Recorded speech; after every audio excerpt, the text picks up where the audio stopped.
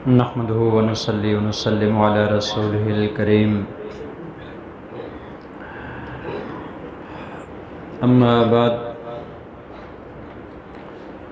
فعن أبي وهب قال سألت عبد الله بن المبارك عن الصلاة التي يسبح فيها قال يكبر ثم يقول سبحانك اللهم وبحمدك وتبارك اسمك وتعالى جدك ولا إله غيرك ثم يقول 15 مرة سبحان الله والحمد لله ولا إله إلا الله والله أكبر ثم يتعوذ ويقرأ بسم الله الرحمن الرحيم۔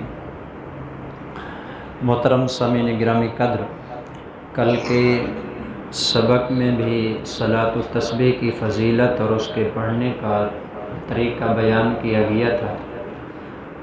میں نے کل بھی یہ بات ذکر کی تھی کہ اس کے پڑھنے کے دو طریقے ہیں۔ ایک طریقہ وہ تھا جو کل آپ نے سنا تھا، بلکہ میں نے کوشش کی تھی کہ وہ آپ کو سکھا دوں اور یاد ہو جائے۔ آج کے سبق میں ہم صلاۃ التسبیح کا دوسرا طریقہ سیکھیں گے۔ حضرت ابو وہب رحمۃ اللہ علیہ حضرت عبداللہ ابن مبارک رحمۃ اللہ علیہ سے سوال کرتے ہیں صلاۃ التسبیح کے بارے میں کہ اس کے پڑھنے کا طریقہ کیا ہے۔ انہوں نے وہ سارا طریقہ سمجھایا ہے۔ چنانچہ طریقہ یہ فرمایا کہ یکبر، سب سے پہلے تو اللہ اکبر کہے، جیسے اللہ اکبر تکبیر تحریمہ کے طور پر کہا جاتا ہے۔ اللہ اکبر کہنے کے بعد ثم یقول سبحانک اللہم وبحمدک وتبارک اسمک وتعالی جدک ولا الہ غیرک، یہ کلمات کہیں۔ ثم یقول 15 مرۃ سبحان اللہ والحمد للہ ولا الہ الا اللہ واللہ اکبر۔ سبحانک اللہم پڑھنے کے بعد اعوذ باللہ اور بسم اللہ پڑھنے سے پہلے کل اور آج کے سبق میں یہ بنیادی فرق ہے۔ کل کے سبق کے اندر آپ نے یہ پڑھا تھا کہ سبحانک اللہم پڑھنے کے بعد اعوذ باللہ پڑھنا ہے، بسم اللہ پڑھنا ہے، سورۃ فاتحہ پڑھنی ہے، دوسری سورت ملانی ہے، رکوع میں جانے سے پہلے 15 مرتبہ یہ تسبیح پڑھنی ہے۔ لیکن یہاں یہ بات کی جا رہی ہے کہ سبحانک اللہم پڑھنے کے بعد اعوذ باللہ بسم اللہ پڑھنے سے پہلے 15 مرتبہ یہ تسبیح پڑھنی ہے۔ سبحان اللہ والحمد للہ ولا الہ الا اللہ واللہ اکبر۔ حدیث پاک میں الفاظ یہاں تک ہیں، البتہ علماء نے فرمایا ہے کہ اس تسبیح کے ساتھ ولا حول ولا قوت الا باللہ العلی العظیم بھی دوسری حدیثوں میں آتا ہے۔ اگر کوئی یہاں یہ بھی ساتھ ملانا چاہے تو ملا سکتا ہے، اجازت ہے، لیکن واللہ اکبر تک بھی پڑھ لے تو یہ کافی ہو جائے گا۔ حدیث پاک میں یہ بات یہاں تک آئی ہے۔ تو پہلی بات یہ ہوگی سبحانک اللہم پڑھنے کے بعد 15 مرتبہ یہ تسبیح پڑھنی ہے جی، سبحان اللہ والحمد للہ ولا الہ الا اللہ واللہ اکبر۔ اس کے بعد بسم اللہ اعوذ باللہ من الشیطان ثم یتعوذ، پھر اعوذ باللہ پڑھے، ویقرأ بسم اللہ الرحمن الرحیم، پھر بسم اللہ الرحمن الرحیم پڑھے، وفاتحۃ الکتاب، اس کے بعد سورۃ فاتحہ پڑھے، وسورۃن، اس کے بعد دوسری سورت ملا ہے جی۔ سورت جب ملا لینا ثم یقول 10 مرات سبحان اللہ والحمد للہ ولا الہ الا اللہ واللہ اکبر۔ رکوع میں جانے سے پہلے 10 مرتبہ یہ تسبیح پڑھنی ہے۔ ایک مرتبہ سبحانک اللہم پڑھنے کے بعد 15 مرتبہ، دوسری مرتبہ پڑھنی ہے رکوع میں جانے سے پہلے 10 مرتبہ یہ تسبیح پڑھنی ہے۔ اور جس وقت 10 مرتبہ یہ مکمل کر لے تو اس کے بعد ظاہر بات ہے رکوع میں جانا ہے، ثم یرکع، پھر رکوع میں جائے، فیقولها 10، رکوع میں بھی 10 مرتبہ یہ تسبیح پڑھے گا جی۔ ثم یرفع رأسہ، پھر اپنا سر اٹھائے، سر جیسے رکوع سے اٹھایا جاتا ہے، فیقولها 10، رکوع سے اٹھنے کے بعد بھی 10 مرتبہ یہ تسبیح پڑھے جی۔ ثم یسجد، پھر سجدہ کرے، فیقول عشرا، 10 مرتبہ سجدے میں یہ تسبیح پڑھے گا، ثم یرفع رأسہ، پھر اپنا سر سجدے سے اٹھائے، 2 سجدوں کے درمیان 10 مرتبہ پھر یہ تسبیح پڑھے گی، ثم یسجد ثانیہ، پھر دوسرا سجدہ کرے، فیقولھا، دوسرے سجدے میں پھر 10 مرتبہ یہ تسبیح پڑھے۔ کل کے سبق میں اور آج کے سبق میں دوسرا فرق جی، کل کے سبق کے اندر میں نے بتایا تھا 2 سجدوں کے بعد بیٹھ جانا ہے، 2 سجدے کرنے کے بعد بیٹھ جانا ہے اور 10 مرتبہ تسبیح پڑھنی ہے۔ آج کے سبق کے اندر یہ بات آ رہی ہے کہ 2 سجدوں کے درمیان بھی یہ تسبیح پڑھنی ہے، 2 سجدوں میں بھی پڑھنی ہے، لیکن 2 سجدے جب مکمل ہو جائیں نا، سیدھا کھڑا ہو جانا ہے، اس کے بعد بیٹھ کر 10 مرتبہ تسبیح نہیں پڑھنی ہے۔ اس لیے یہ 2 فرق ہو گئے، ایک شروع کے اندر فرق آتا ہے اور ایک یہاں پر فرق آتا ہے جی۔ تو 2 سجدے کرنے کے بعد سیدھا کھڑا ہو جائے، فیقولھا عشرا، 2 سجدوں کے درمیان 10 مرتبہ پڑھنے کے بعد اسی طرح جو ہے نا 1 رکعت اس کے مکمل ہو جائے گی، یصلی 4 رکعات علی ھذا، اسی طریقے پر 4 رکعت نماز پڑھے، اسی کا نام صلاۃ التسبیح ہے۔ تو گویا کہ 2 بنیادی طور پر فرق تھے جو میں نے آپ کے سامنے ذکر کیے، ایک شروع والا اور ایک 2 سجدوں کے درمیان والا جی۔ البتہ آگے تھوڑی سی مزید تفصیل اس کے اندر آ رہی ہے، وہ میں آپ کو بتا دیتا ہوں۔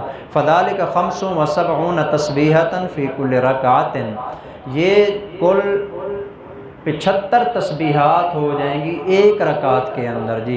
یبدأ فی کل رکعۃ ب15 تسبیحۃ، فرمایا کہ ہر رکعت کے شروع میں یہ 15 مرتبہ تسبیح پڑھنی ہے، ہر رکعت کے شروع میں 4 رکعتیں پڑھنی ہیں، ہر رکعت کے شروع میں 15 مرتبہ تسبیح پڑھنی ہے، ثم یقرأ، پھر قرات کرنی ہے، ثم یسبح 10، پھر اسی طرح 10 مرتبہ جو ہے نا پڑھنی ہے، رکوع میں جانے سے پہلے، رکوع سے اٹھنے کے بعد، سجدے میں، سجدے سے اٹھنے کے بعد دوسرے سجدے میں، پھر اسی طرح جو ہے نا باقی مکمل نماز پڑھنی ہے۔ اب آگے ایک اور مسئلے کی وضاحت بھی حضرت عبداللہ ابن مبارک نے فرما دی، فرمایا کہ فَإِن صَلَّى لَيْلًا، اب یہ بندہ یا تو صلاۃ التسبیح رات کو پڑھے گا یا دن کو پڑھے گا، ان دونوں میں ایک فرق بتانا چاہتے ہیں۔ رات کو پڑھے تو کیا کرنا ہے، دن کو پڑھے تو کیا کرنا ہے۔ فرمایا کہ فَإِن صَلَّى لَيْلًا، اگر تو وہ رات کو پڑھ رہا ہے جی، فَأَحَبُّ إِلَيَّ أَن يُسَلِّمَ فِي كُلِّ رَكَعَةٍ، تو پھر اس کو چاہیے 2 رکعت کر کے پڑھے جی۔ رات کو پڑھ رہا ہے تو 2 رکعت کر کے پڑھے، 2 رکعت علیحدہ اور دوسری 2 رکعت علیحدہ جی۔ وَإِن صَلَّى نَهَارًا، اور اگر دن کے وقت پڑھ رہا ہے اب اس کی مرضی ہے، فَإِن شَاءَ سَلَّمَ وَإِن شَاءَ لَمْ يُسَلِّمْ، اگر چاہے تو 2 رکعتیں پڑھ کے سلام پھیرے اور اگر چاہے تو سلام نہ پھیرے، یعنی 2 کر کے بھی پڑھ سکتا ہے، 4 اکٹھی بھی پڑھ سکتا ہے، دونوں میں کسی قسم کا کوئی حرج نہیں ہے جی۔ تو ایک مسئلہ تو یہ نیا تھا جو انہوں نے بتا دیا ہے جی۔ ایک اور مسئلہ بھی حضرت عبداللہ ابن مبارک نے اس کے اندر ذکر فرمایا ہے، فرمایا کہ جب رکوع میں جانا ہے نا، یبدأ فی الرکوع بسبحان ربی العظیم، رکوع میں جانے کے بعد پہلے سبحان ربی العظیم پڑھنا ہے 3 مرتبہ، اس کے بعد یہ 10 مرتبہ تسبیح پڑھنی ہے جی۔ اسی طرح وفی السجود بسبحان ربی الاعلی 3 ثم یسبح التسبیحات، سجدے میں جانے کے بعد بھی 3 مرتبہ سبحان ربی الاعلی کہنا ہے پہلے، اس کے بعد جو ہے نا یہ تسبیحات کہنی ہے جی۔ 2 تو یہ نئے مسئلے آ گئے جی۔ آخری مسئلہ جو میں سمجھانا چاہتا ہوں آج کے سبق کے اندر وہ یہ ہے، یہ چونکہ نماز ایک نئی ہوتی ہے، عام روٹین میں چونکہ پڑھی نہیں جاتی تو اس میں خطرہ ہوتا ہے بندے کے بھولنے کا، عام طور پر تسبیحات بھول جاتی ہیں۔ رکوع میں گیا، رکوع کے اندر 3 دفعہ سبحان ربی العظیم کہہ کے بندہ کھڑا ہو جاتا ہے، اس کو یاد ہی نہیں رہا کہ میں نے سبحان ربی العظیم کہنے کے بعد یہ تسبیحات پڑھنی تھی، بھول گیا۔ یا کبھی ایسے ہوتا ہے سجدے کے اندر سبحان ربی الاعلی کہہ کے فارغ ہو کے آ گیا جی، تسبیحات نہیں کہی، اب کیا کرنا ہے؟ اگر ایک مقام کی تسبیحات رہ جائیں تو حکم یہ ہے کہ اس سے اگلا جو مکان آ رہا ہے نا وہ تسبیحات وہاں پر کہہ لے۔ ایک جگہ چھوٹ گئی ہے کوئی حرج نہیں ہے، اگلے مقام پر وہ تسبیحات دوبارہ کہہ لے، ان کا یادہ ہو جائے گا۔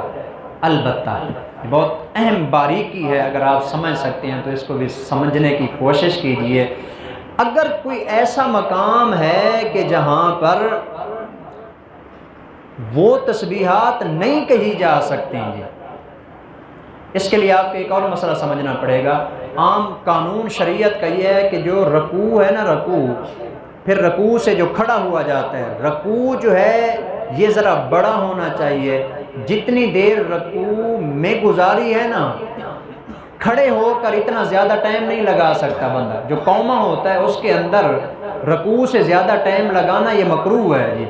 رکوع میں 3 مرتبہ سبحان ربی العظیم کہنے کا جو وقت ہے نا، کھڑے ہونے کے بعد بھی اتنی دیر بندہ کھڑا ہو سکتا ہے جس میں 3 مرتبہ سبحان ربی العظیم کہہ سکتے ہیں جی۔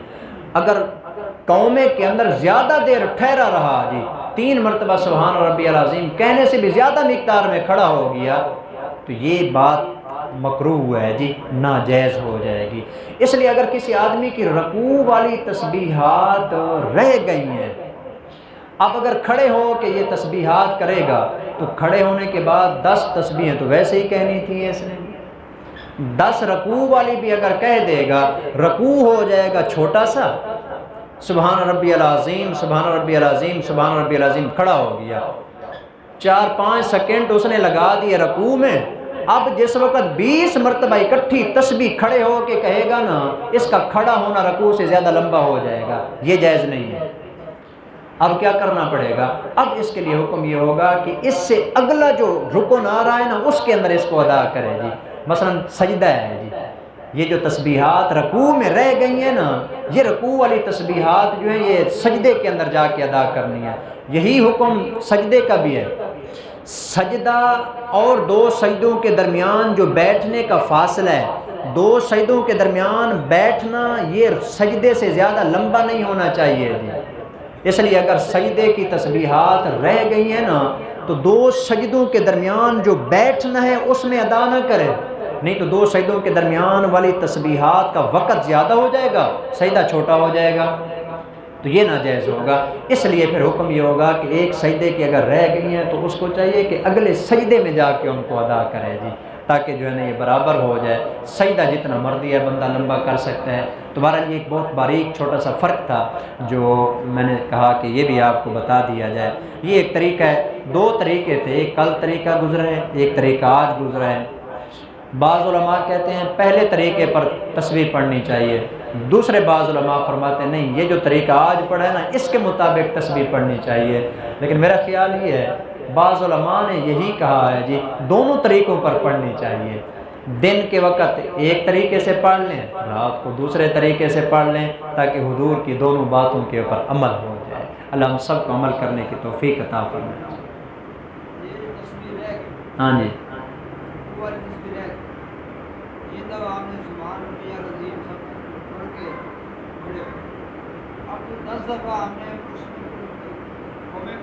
ہاں جی، ہاں جی،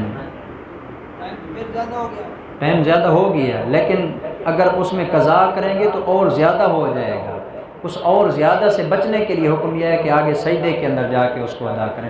وہ تو کرنی ہی کرنی ہے، کیونکہ رکوع سے کھڑے ہونے کے بعد تو کرنی ہی کرنی ہے، وہ تو ضروری ہے۔ اگر وہ نہیں کریں گے تو پھر یہ تسبیحات زیادہ اکٹھی ہوتی جائیں گی۔